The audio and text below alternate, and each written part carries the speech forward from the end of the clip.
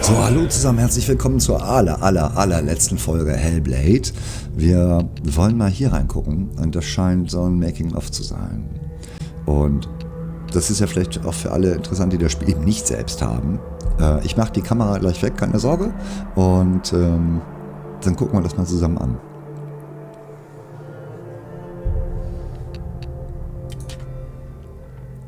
Genau. Der folgende Beitrag enthält Spoiler. Wir empfehlen Hellblade. Spielen wir aus.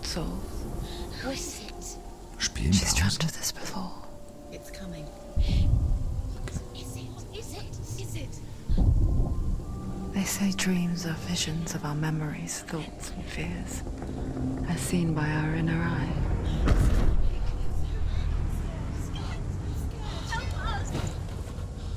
Immerhin ist es Each one of us is always dreaming, even when awake. Ich hoffe, dass es untertitelt bleibt, gleich oder wieder wird. And we only see what our inner eye creates for us. Is this what hell is? A world shaped by Senua's nightmares. Maybe that's why people fear seeing the world through her eyes. Yes, she's scared. Because if you believe that Senua's reality is twisted, you must accept that yours might be too.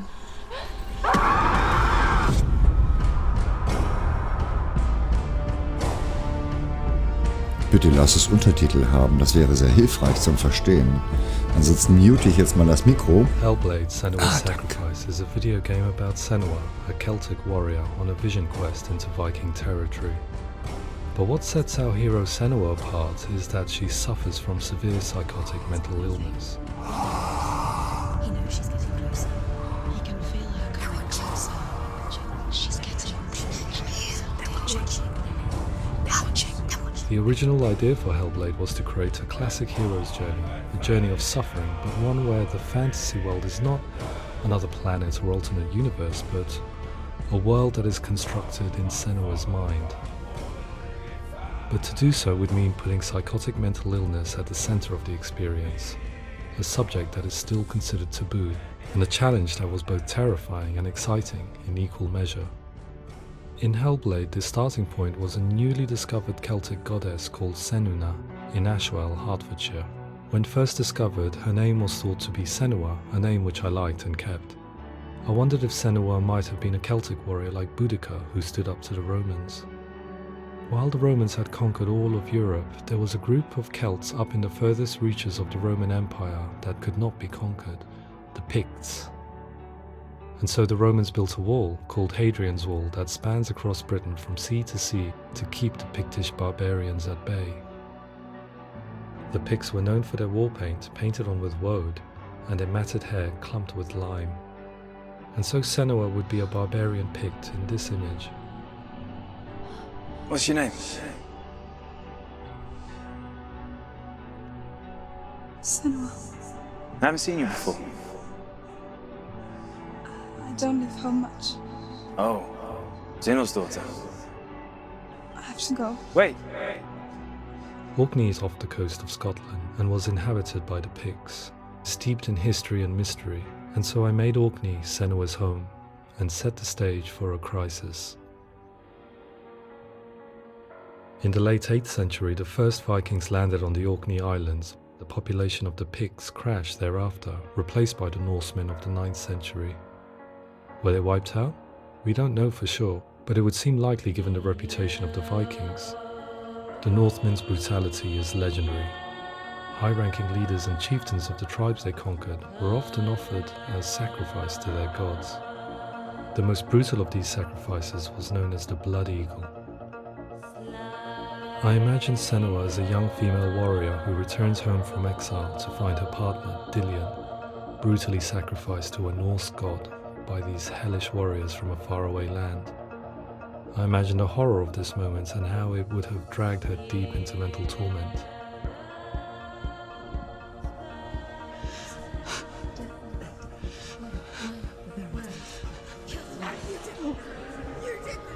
No!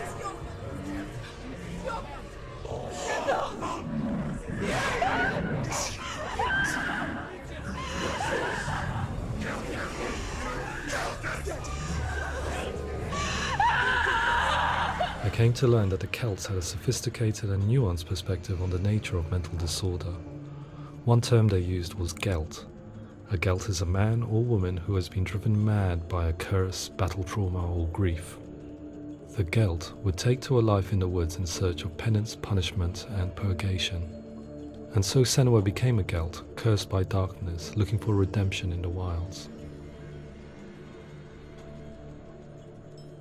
Another word the Celts used in reference to mental disorders was truth, meaning fool, or liar, one who utters the words of God.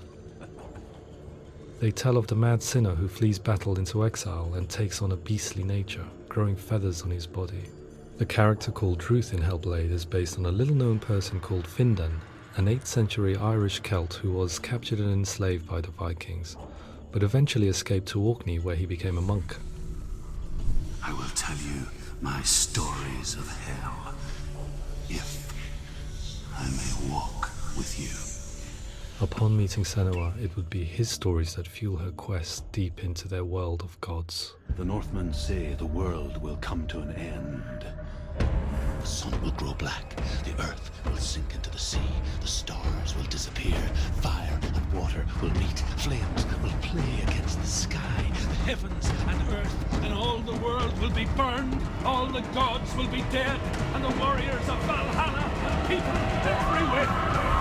Senua, prepare yourself for Ragnarok, for it is nigh. So the stage was set for a new adventure, a journey into the Norse underworld called Hell, a vision quest fueled by madness and myth, a fantasy that was created by Senua's own mind, and one that we would experience through her eyes. This is your mission. This is your quest. There is nothing else left. To make a game about a warrior with psychotic mental illness as its central theme was fraught with danger. Mental illness, such as psychosis, is still taboo and rarely acknowledged in a century of cinema, never mind the new medium of games. Where it does feature, it often conflates psychosis and psychopathy associated with a lack of empathy. It is unfortunate that these two words sound so similar that they are used interchangeably in media. I must admit that I didn't have to look very far to discover my own ignorance of the subject. So we reached out to Paul Fletcher, psychiatrist and professor of health neuroscience at University of Cambridge. Psychosis is a descriptive term, and it refers to having a loss of contact with objective reality. So it's characterized by two main sets of symptoms. One of them is hallucinations, where somebody experiences perceptions when there is no actual objective thing out there to perceive. You're already dead. Who are you? And the other is delusions, where somebody comes to very often bizarre, unpleasant, frightening beliefs when there's no good evidence in favor of them. There's no doubt about it. The source of the darkness is in Helheim. And the goddess Hela holds his soul there. We reached out to Welcome, a biomedical research charity that spends billions on research and awareness programs aimed at improving health. Mental health hasn't always been presented in the media in a way that is particularly helpful. It can be challenging to engage people with the subject matter, and there are a lot of preconceived ideas about mental health, and particularly schizophrenia and psychosis. So we hope our support allows the team to continue to collaborate with Paul Fletcher and with those who have experience of psychosis to create a game that provides a fresh perspective on the condition and allows audiences to engage with it in a way that just wouldn't be possible in any other medium. What started out as a brief consultation convinced me that we were only scratching the surface of an immensely deep and interesting subject that could enrich and change the very nature of the game. That's cool. Thanks so much for coming here. Pleasure. Thanks. It's really interesting for me. I'd love to be involved. I think it's fascinating. Absolutely. Our understanding of psychosis is still very much a mystery, and ways of treating it are still primitive compared to physical illness. After all, it is easy to see the pain and suffering caused by physical diseases or physical trauma. It is not so easy to see the mental suffering and trauma of severe mental illness. But what if we could find a way to see it? Games are capable of drawing you in for hours on end, playing the role of a character who is different from you, experiencing their perspective, and actively involving you in a world that functions with a different set of rules.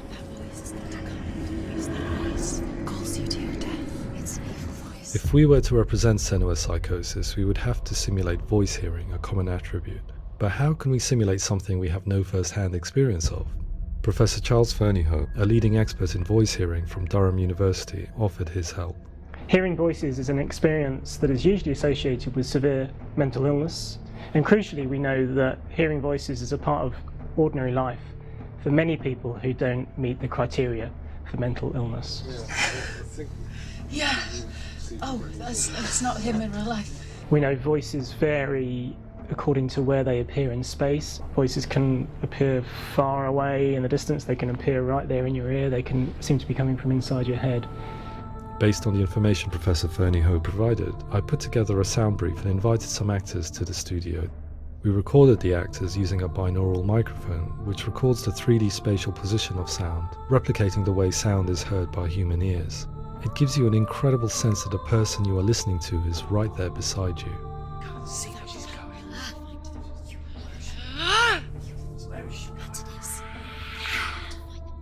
Rachel Waddingham from the Voice Collective came to our studio with 2 young voice hearers to speak to our team.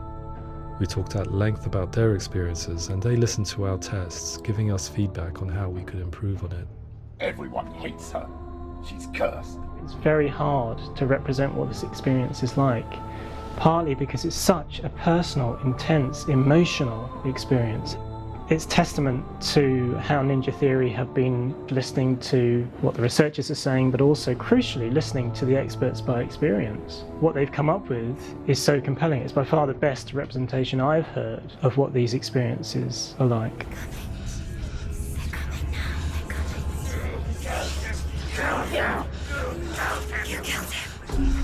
Other common attributes of psychosis are visions and flashbacks. We met with Recovery College East, who work with and care for people recovering from severe mental disorders. A group of service users gave us their first-hand account of what they experience.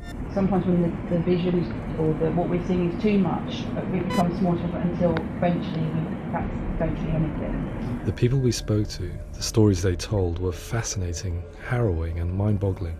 The reality of what people experienced was vivid, far exceeding what I could possibly have imagined.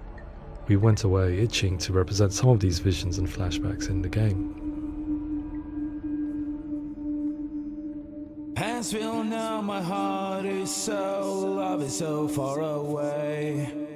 Don't you know how I wanna feel deeper? I could never know how you grow, all these days are killing me. Now I see deep in me insanity does unfold. I just wanna feel deeper, deeper. I just wanna feel deeper, deeper.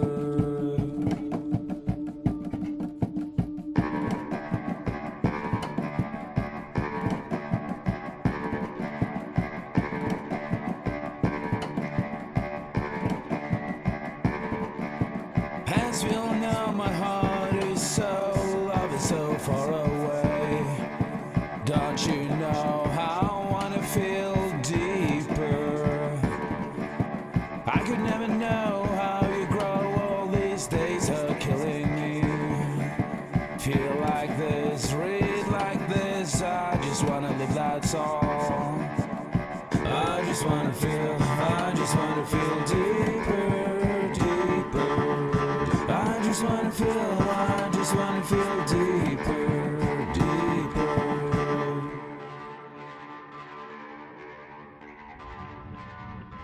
To refine our work, we continue to hold meetings with Recovery College East over the course of a year and a half, showing them what we had achieved so far and refining the in-game representations based on their feedback. With their help, flashbacks, visions and changes in perception were woven into the story and gameplay of Senua. The students that are involved in this project are incredibly excited about being involved. They have described the experience as being important because it values their lived experience and shows that despite what we have been through, all of that experience becomes valid, that actually it's something that we should all be talking about. The experiences described range from beautiful to frightening beyond comprehension. I heard of a girl who has to live with an angry voice screaming at her, slamming on her doors and walls 24 hours a day. I met someone who would often see hanging corpses in a room, so real that she would sometimes try to rescue them. The panic and fear that comes with such visions is entirely understandable, and it can be a living horror for some. Worthless, weak, pathetic. Go on, feel sorry for yourself, because there is no one left to do that for you. I was urged by one fellow that we should not shy away from showing this horror, and so I was perpetually torn in making Hellblade. Had we gone too far with our representations, or not far enough? Broken and lost. Just like your sword. Come on.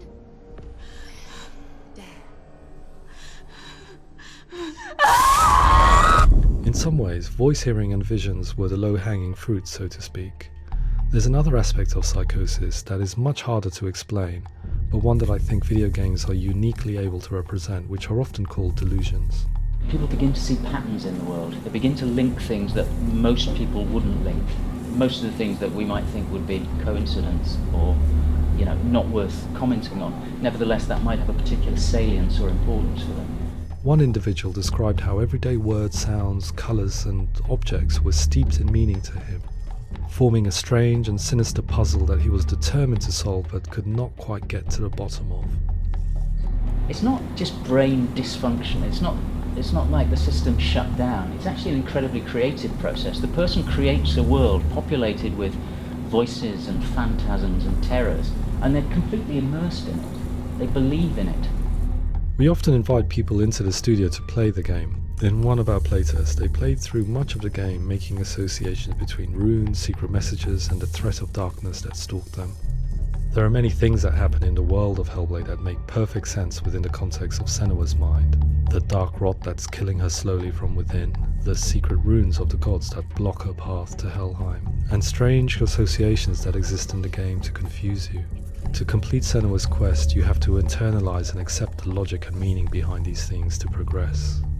Afterwards they said that they didn't see much evidence of mental illness in the game. People with delusions of all sorts would argue the same thing, that they are not aware of their experience being abnormal in any way. I need this sword.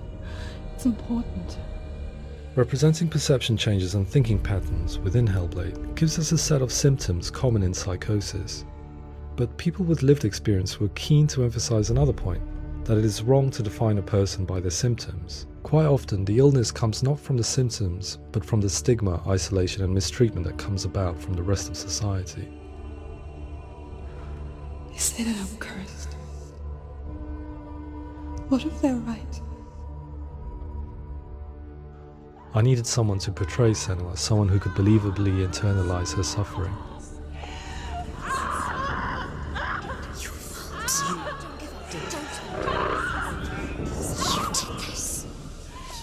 Melina Jurgens, our video editor, had been a stand-in for Senua over a few months while we perfected our motion capture techniques. Without realizing it, she had already auditioned for the role, and I knew her well enough to know that I didn't have to teach her to act, but to relive her own internal pain. As often is the case, those who have suffered mental anguish are never far from us.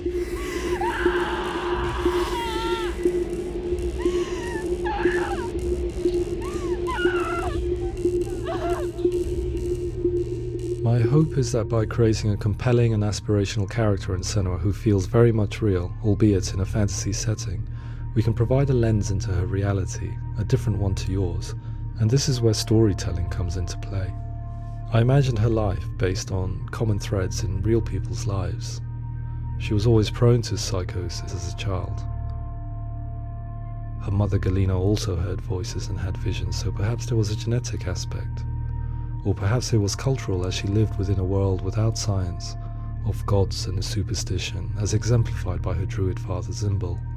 Psychosis developed in her late teens to early 20s and was exasperated by stigma and isolation at the hands of the clansmen and her father. This darkness. It's spreading.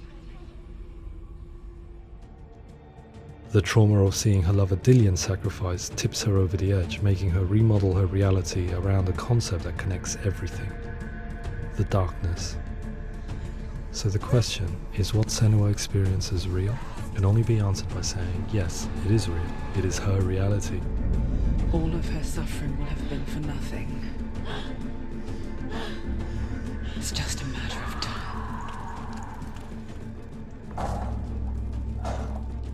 Towards the end of the project, service users and professionals that had collaborated with us were invited to see the near-final game. It was a chance to see if the game had reflected their views or if it had misrepresented them. For me, being involved in especially developing Senua's character has been really important, and being able to bring in my perspective and what I see and what I hear, and having that built into the game has been a real privilege. It's gritty and it's meaty, and there are some tough subjects in there that are being tackled with honesty.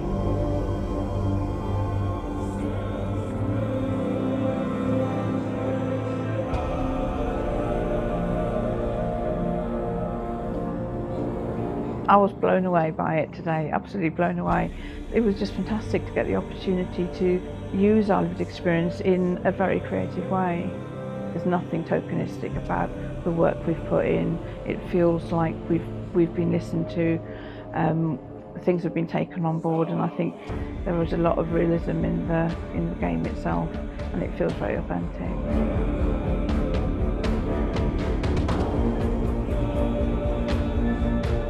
HELLBLADE will give people a good experience of what it's like to hear voices and have those experiences. I'm glad that the guys at Ninja Theorie have asked us to come along and help them build an experience that's positive when it comes out, and get myself a copy and have a go.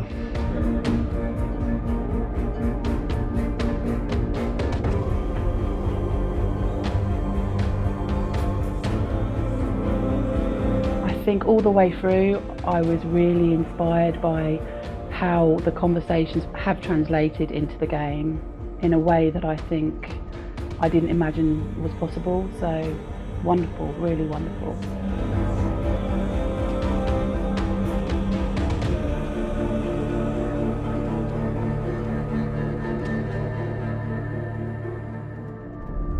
I really hope that others will follow the lead they've set and use the power of something like a video game to change people's perceptions, to increase understanding, and ultimately to make some of the stigma around voice hearing and other experiences go away.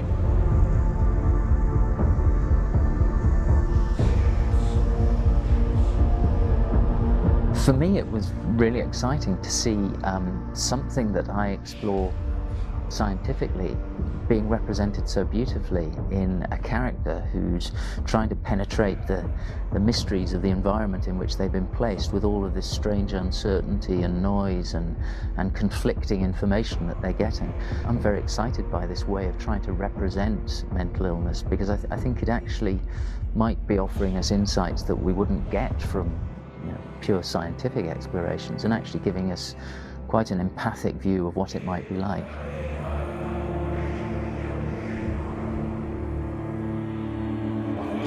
Mental illness has been with us for as long as we have been on this planet, but why?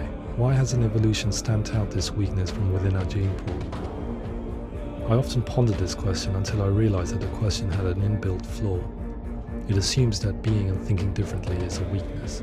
The only reason we have computers, spacecraft, medicine, poetry, art, and yes, even video games is because individuals were able to simulate new abstract realities in their minds and share them with the rest of us. We need people to be willing to see differently in order for us to progress and survive as society. And we need to be open to these new ways of seeing. And it is this spirit that motivated me to create Senua's story and share it with you.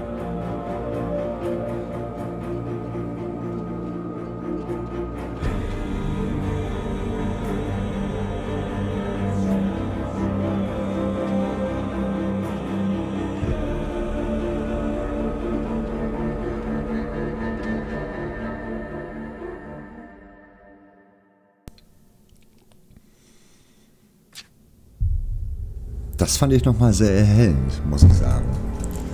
Das klärt ja einiges auf jetzt. Ich habe jetzt... Wo ist denn die Cam hin? Da ist sie. Ich habe jetzt extra nicht reingequasselt oder mal Bild eingeblendet, weil da ging es um die Inhalte. Und richtig klasse. Also es mit den Stimmen wusste ich ja vorher, dass es die Stimmen sind, die Betroffene eben auch hören. Sie spricht ja auch mal mit sich selber Und es sind immer diese wechselnden Stimmen. Ne? Die eine gibt dir recht, die andere sagt, aber wenn. Und die dritte sagt was ganz anderes. Und aber ist interessant, wie sie es gemacht haben. Und auch welche tiefergehende Überlegung dahinter steckt. Und richtig toll finde ich es, dass sie eben auch Leute, die davon betroffen sind, dass sie die da so involviert haben. Und ich glaube, auf dem Kanal von Ninja Theorie gibt es noch mehr Videos. Ich habe eins gesehen über das Motion Capturing. Wer sich dafür nochmal interessiert, kann da nochmal raufgucken, wie sie es gemacht haben. Aber Senua sieht ja wirklich genauso aus wie die Schauspielerin. Etwas härter sind die Gesichtsausdrücke. Und die können also, wie gesagt, jede Mimik, die sie macht, können sie wiedergeben. Wobei, als ich das gesehen habe, fiel mir halt auf, sie haben den Charakter schon ein bisschen härter gemacht von den Gesichtsausdrücken. Also wenn sie gelächelt hat, irgendwie mal so für eine Demo, dann kam das dann nicht ganz so rüber, weil so verträumt lächeln tut Senua als Wikingerin garantiert nicht, denke ich mir mal so. Und ja, also ich würde sagen, eine Erstklasse, also das erste Video kam ja am 1. Januar erst raus, aber wir haben es ja am vorletzten Tag des Jahres gestreamt und am ersten Tag des Jahres, also nur Silvester halt nicht. Und ich fand es großartig und die beste Möglichkeit, ein Jahr zu beenden und neu zu beginnen, finde ich, mit solchen Spielen, muss ich sagen. Das ist, wo mein Herz richtig dranhängt. Das finde ich richtig klasse irgendwie. Das ist was ganz anderes mal und es hat mir einen wahnsinnigen Spaß gemacht. So, sowas möchte ich öfter haben. Also sowas habe ich schon öfter, sowas jetzt nicht, aber ne, so, man sollte mal auf die Playlist gucken, die nicht so im Vordergrund stehen. Ich verabschiede mich an dieser Stelle und ich hoffe, dass wir uns bei einem anderen Spiel wiedersehen. Bis dann. Tschüss. Failure.